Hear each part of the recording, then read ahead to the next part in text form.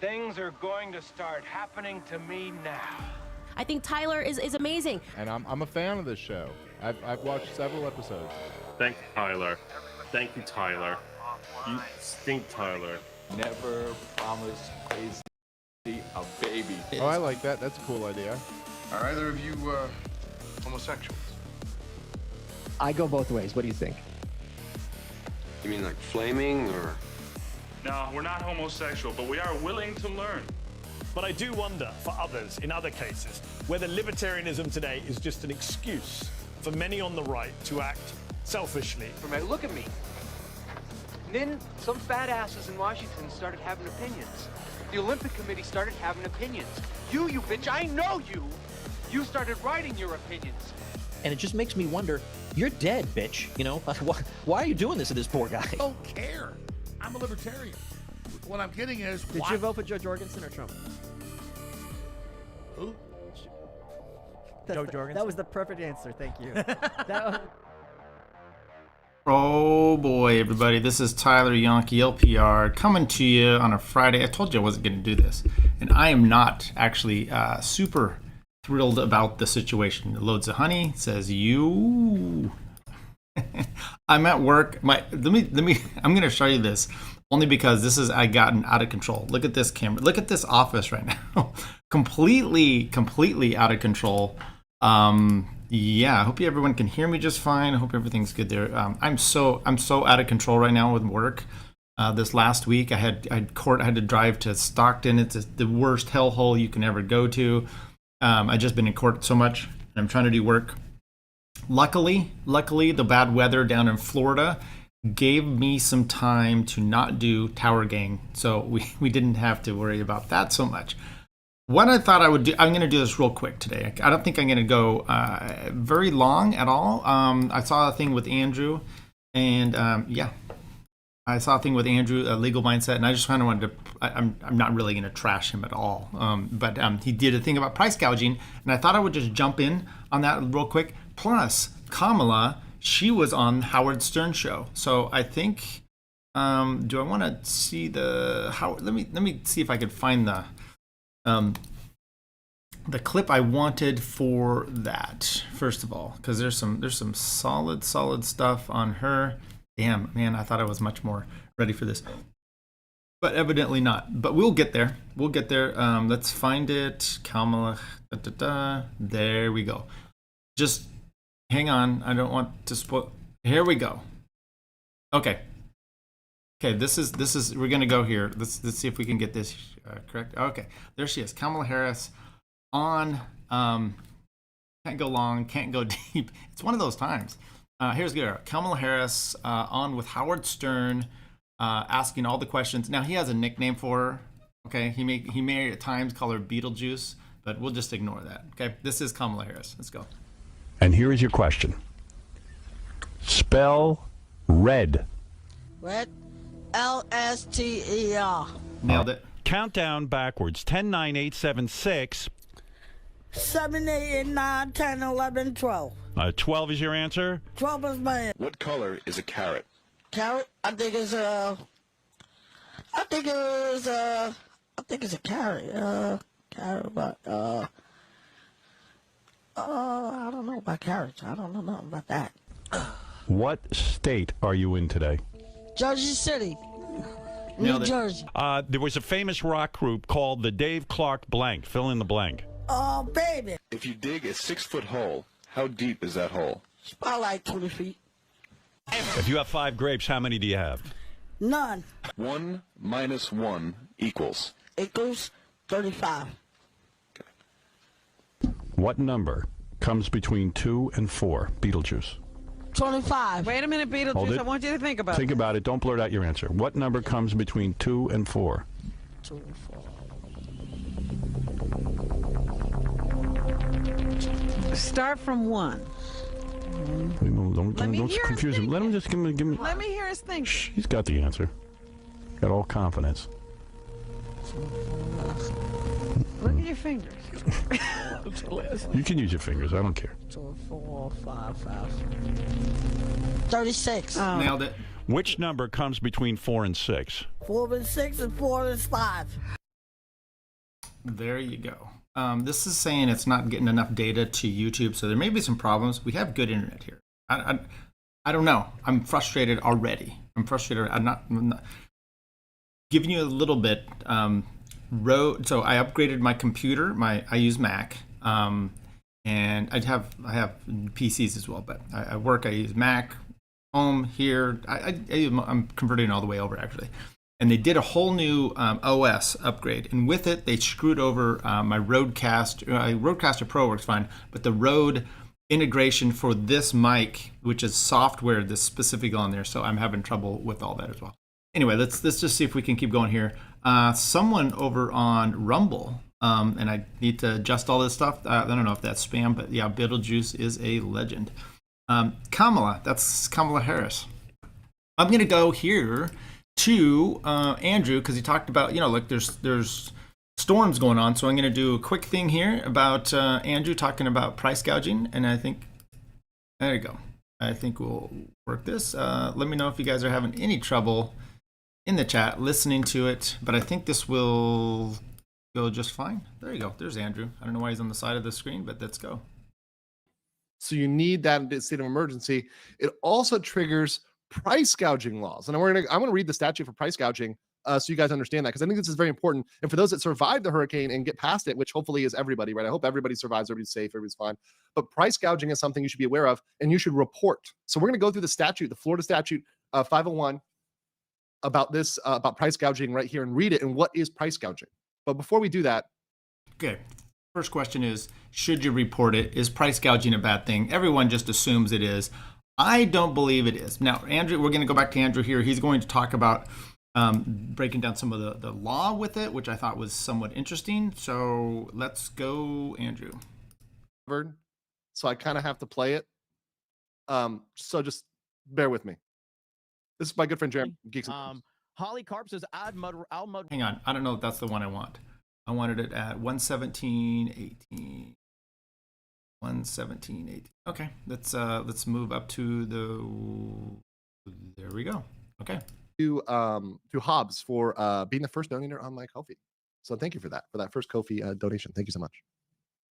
All right, let's get into the statute for gouging. Here it is, 501-160. The rental and sale of essential commodities during a declared state of emergency. So once again, we're building upon law here.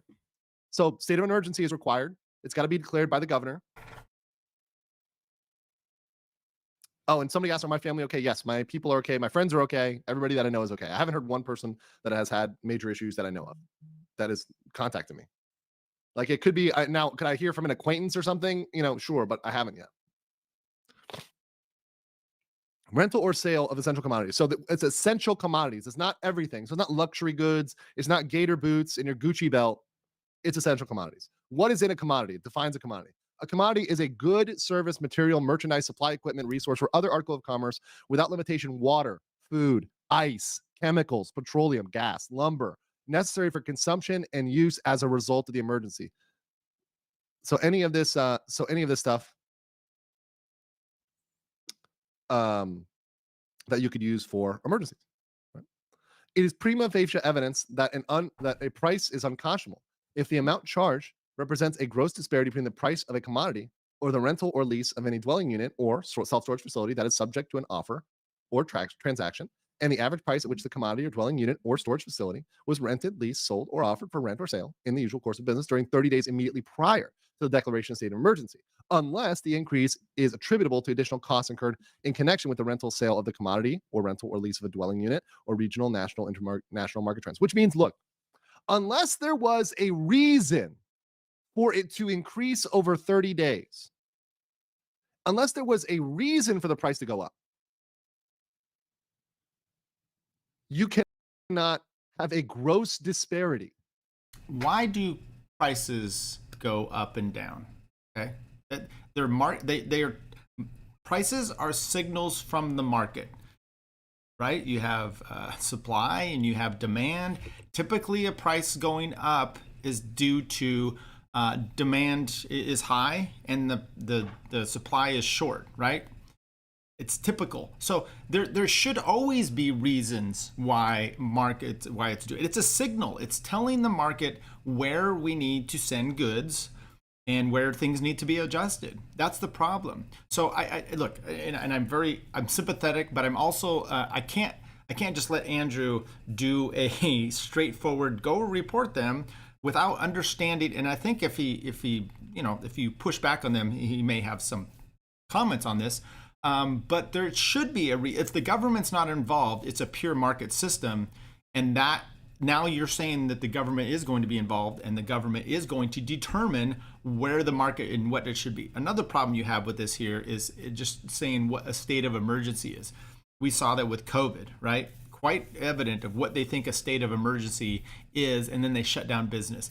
He wasn't obviously okay with that, but then is there price gouging to be had with there? Of course. So what if you take away all the BS from here? What you should have is a market telling us, and by the way, I am in favor of reporting in that sense of price gouging, simply for the point that we then know where to send stuff. Okay. Hey, Dwayne says over here, plane tickets out of Tampa went from 1,200 to 3,000 overnight. And why? There was danger, right? People needed to get out, and it was dangerous actually for them to do so. Now, there is times, right? And if the weather has a problem here with a lot of this, right? But then this is also the problem with living in Florida or certain areas, which is you should have insurance companies making it difficult to live in certain places that are going to be just hammered and destruction, right?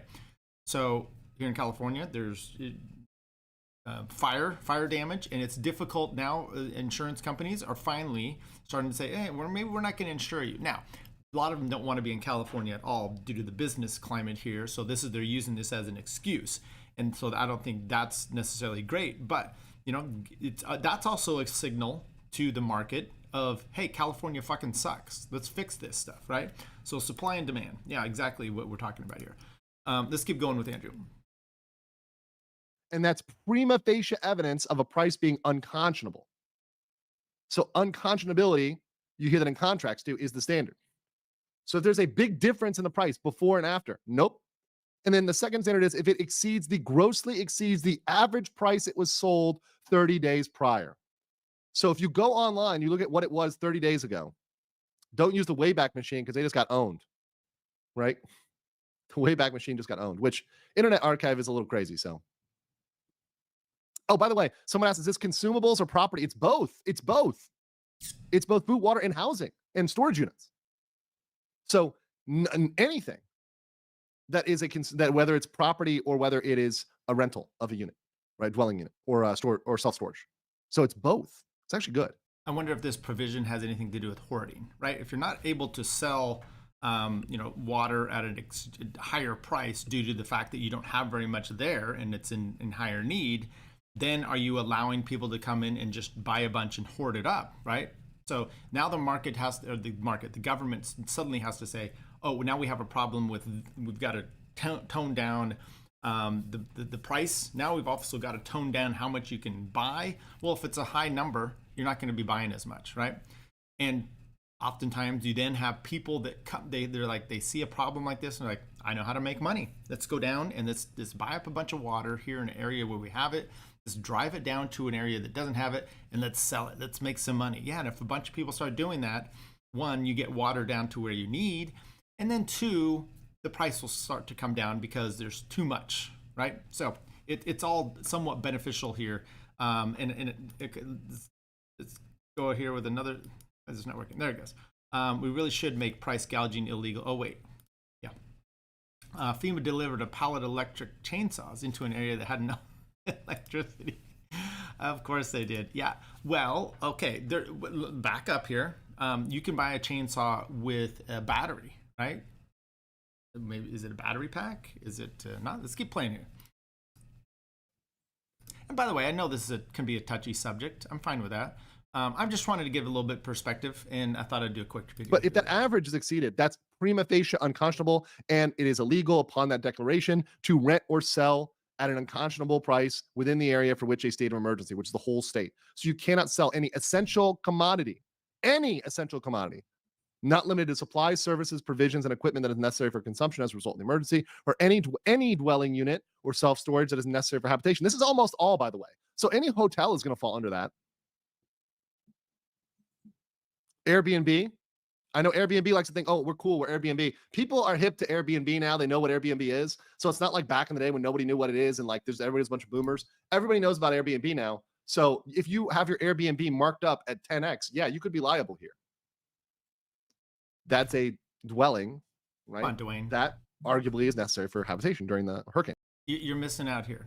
FEMA, they just deliver millions of dollars worth of batteries, right? And then you just have constant batteries you can use, and then they'll probably have a helicopter to deliver them in and out.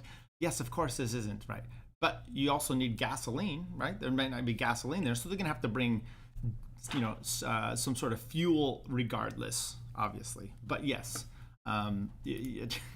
Electric chainsaws, probably ones that plug in, like old lady that lives across the street that does all her own work. And that is effective not to exceed 60 days after the initial declaration. So it was declared on the 5th. So anything from October 5th would have been a crime. Any violation may be enforced by the Office of the State Attorney or Department of Legal Affairs. Obviously, report it to your local law enforcement. No. It does not create a private cause of action, so you can't sue them independently. You have to report it to the police, report to law enforcement, right? It's not something you bring up yourself. Horrible. And it also doesn't impact the government, right? So the government can increase their prices, but yeah, there we go. That's the key one right there, right? The government could do it. They can screw you over, but you can't do that as a private business that might be able to supply and to. You can't.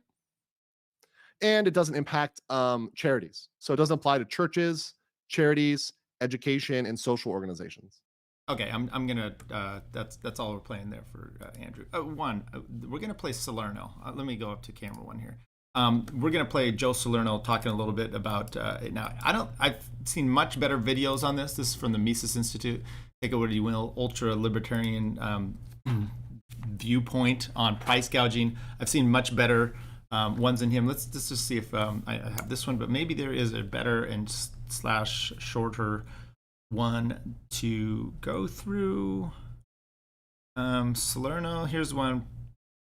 Nope, that's good. Jordan Peterson, does he have one? Kinsella, he has one. 25 minutes. I don't want to do 25 minutes on that. How we stop rising? Nope. Okay, it looks like Joe Salerno, the one we're going to do. I think he's the Mises Institute president now. So we will walk through his version. Let's just make sure we're getting everyone. NOAA celebrating the 7th anniversary of hurricane seeding on Sunday, October 13th. It's on their official website. Yeah, that whole thing. This is. By the way, I listened to a few interesting podcasts, and one I was listening to this morning was Jillian Michaels. You might remember her from what's the Fat Show. Anyway, she had Walsh on there yesterday, or I watched some of that yesterday. A little bit annoying, and then I saw today and I watched the one with Anna Kasparian, and Anna is kind of moving over from the left. She's leaving the left, and it's fascinating. Some of it's encouraging and interesting to listen to, and also some of it you're just like, oh my God, the way you even now you're trying to get there, right? And Jillian, what was it? What was the name of the show? It was the Fat Show, right? Where you're trying to lose weight. Biggest Loser. There you go. She was a health person on there, lesbian, married, renting or buying children, all that kind of stuff.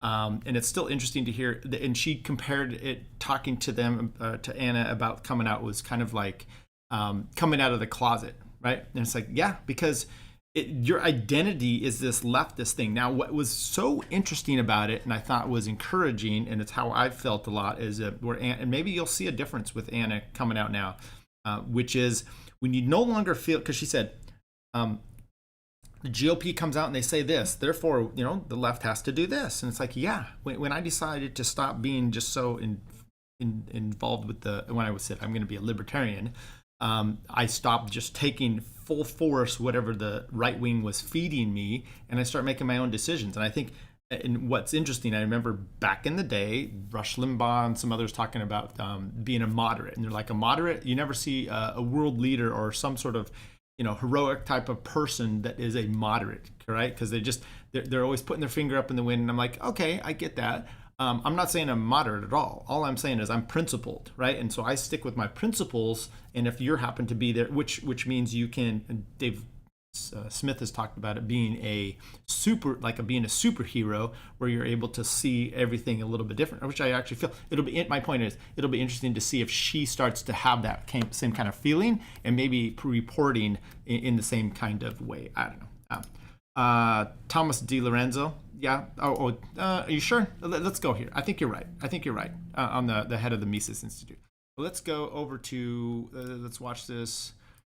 This is a little bit on price gouging. If you guys want to understand a little bit from this other perspective, I think he actually doesn't do a great job of hearing. Today I want to talk about the myth of price gouging. Price gouging is generally defined as charging a very high price or an inordinately high price for an item that previously Vice President. There you go. Was being sold for some price that people considered normal. But really, price gouging is no different in its operation than pricing on any other market. Price gouging occurs during an emergency. It's usually defined as raising the price above a certain percentage, let's say 10%, during the emergency or within 30 days of the emergency. But sellers are able to do this precisely because market conditions have changed. There's been a fall in the supply of the item during the emergency, and at the same time, an increase by consumers in demand. You have to ask yourselves the following question. If sellers suddenly have become greedy, why is it that they have become greedy overnight? Why didn't they try to charge the higher price the day before? Well, they would have all liked to have charged a higher price the day before, right? But the market conditions were such that they were unable to. Right. So what they did simply was when the emergency hit and market conditions changed, they priced according to those market conditions. And it's also important to consider that, in fact, it's not the seller himself ultimately that is increasing the price, but other consumers. So if you have to pay a higher price for a flashlight or a generator during some emergency, the reason is that other people have increased their needs for that good and have sought to purchase that good at higher prices, and were willing to pay those higher prices. That's precisely why the price itself rose, why the seller was able to raise the price. Let's take the example of Indiana in the wake of these winter storms. During the last half a year or so, the price of propane gas. This is 10 years ago. Just looked over there and said, oh, when was this posted? 10 years ago. Okay, so a little behind the times, but storms, contrary to what Cenk Uygur, and speaking of the Young Turks, and other climate alarmists want to tell you, weather events have happened a lot in history. Okay, they continue to happen. So there's always been this price gouging problem or situation over the years, which is used by about 10% of the households in Indiana, doubled from $2.50 per gallon to $5 per gallon. And everyone admits that it was market forces. In fact, the Attorney General of Indiana pointed out that it was market forces that caused this doubling of the price. On the one hand, you had an increase in exports to foreign countries, which diminished the supply and the inventory. And on the other hand, there was an increase in demand by Midwestern farmers who had a particularly wet harvest for their corn and therefore needed more propane to dry the corn. In any case, the Attorney General went on to say, after admitting that it was market forces that drove this increase in price, that now that he had emergency powers, he would indeed look into violations of price gouging laws. So here's one example in which the politicians understand the driving force, but yet are still going to prosecute. In New Jersey, something similar happened. It was widely admitted that there were very long lines during Hurricane Sandy. Some lines stretched for over 1 mile to get gasoline. Some gasoline stations had to close because of lack of power, so it left very few left to service consumers. And these stations naturally raised their price as they saw the lines lengthening from around the national average of $3.60 per gallon to around $4 per gallon. Now, the AAA spokeswoman who commented on this situation said, well, you know, it's okay if they raise it to $3.67 or $3.70. That's understandable in this situation, and it is justified by market forces. But $4 is outrageous. That's price gouging. No, that's not price gouging. In fact, that is what is justified by the market conditions. That is what causes people to conserve on the amount of gas they buy. That is, they don't top off their gas tanks. They buy less because of the high price, and they leave more for others. Or they... Remember, that's what I was saying about hoarding, right? And by the way, he brings up a good point. This is exactly like taxes. 99% taxes, federal income tax would be just horrible. Well, 0 would be horrible. Well, okay. So somehow, 30% is just the perfect number, right? That's the number that they used. If it goes above a certain percentage of average prices, that's the number that's just wonderful. What kind of economist has come in and written the Florida law to determine that's what it is? That's a Laffer curve for price gouging? Is that what you're telling me? It depends on all the situations, right? Maybe electric chainsaws would work in some places. They wouldn't in other places. Drive out of the area of emergency into other areas where the price is lower. Beyond that, of course, there's a supply side effect. In Indiana, they did make implement the correct policy. They made it easier for people to transport propane to the propane customers in Indiana. They did that by loosening restrictions on the number of hours.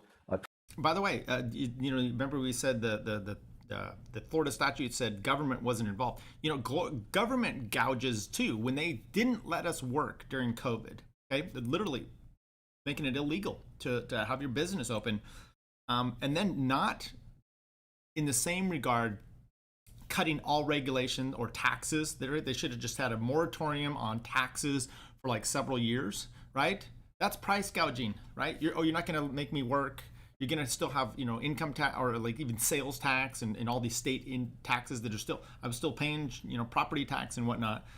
That's price gouging. They're allowed to do it. Transport drivers were willing to drive. But, God forbid some Indian guy that runs a 7-Eleven that stayed in the storm can't, were able to drive rather.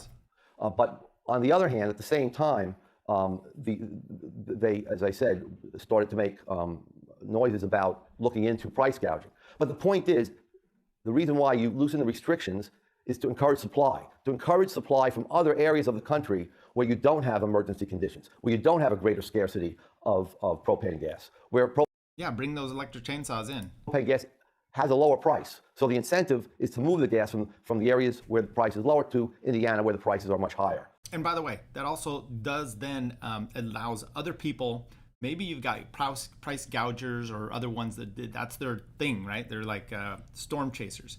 Hey, there's a big thing. We're going to flood this market down here in Florida. We're going to make a ton of money. But what you're also doing is bringing supplies or whatnot that FEMA is refusing to do. And that's probably why FEMA was not wanting people to do. So to sum up, price gouging makes the very people who it's designed to help worse off. Those are the consumers in the affected areas, in the areas of emergency. They're the ones who now find that others have purchased more than they would have if the price had been permitted to rise on the one hand, and on the other hand, that supply is being suppressed by the fact that prices are kept low in that area. If prices were allowed to rise, there would have been a greater supply to the area, and there would have been a natural decline in prices. The way to decrease prices during an emergency is to allow prices to rise, drawing in supplies from areas of plenty to areas where there's a greater scarcity. There we go, people. So I hope that was a little, oh, hey, that's not the one we want. Hope that was a little bit. I'm going to cut it here because I'm seeing my encoders having problems. I don't know if it's skipping frames or whatnot, but I hope you have a good Friday. We'll be back next week. I did a thing on Joe Neerman. I hope you guys enjoyed it. Joe actually commented on it, and he said, thanks for being fair. And I listened back to it, and I was like, man, there was a lot of Jew jokes in there. But he said it was fair, probably because I didn't come down too harshly on him. And when I listened to it again, the best part of it was me reading the deposition. I enjoyed that the most. I do, once again, I want to reiterate that guy was a piece of shit. I don't know if Joe's on the up and up. I just don't have a problem with it. Later, everybody, I'm going to Kill Tony tonight in, thank you, Dwayne. I'm going to Kill Tony later tonight. I'm not going to do a minute. Promise that. Here is a computer is a bit gouging. Yeah, that's exactly what I'm going to have to upgrade this. This one is here, but I just filed my business taxes and an extension. It's all rough, people. All right, have a good weekend. We will talk to you next week. Sean, potentially criminal, next Friday. LPR. Things are going to start happening to me now. I think Tyler is amazing. And I'm a fan of this show. I've watched several episodes. Thank you, Tyler.